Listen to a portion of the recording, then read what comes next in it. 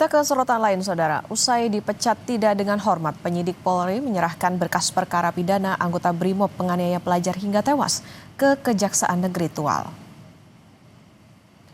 Jika sudah dinyatakan lengkap secara formil dan material, selanjutnya penyerahan tersangka untuk disidangkan.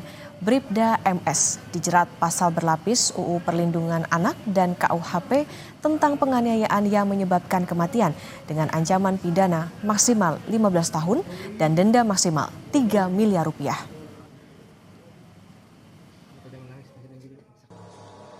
Untuk berkas perkara telah selesai dan diserahkan tahap pertama kepada pihak Kejaksaan Negeri Tual tertanggal 24 Februari 2026 dengan ancaman sanksi pidana maksimal 15 tahun dan denda paling banyak 3 miliar. Jadi sekali lagi saat ini berkas perkara sudah diserahkan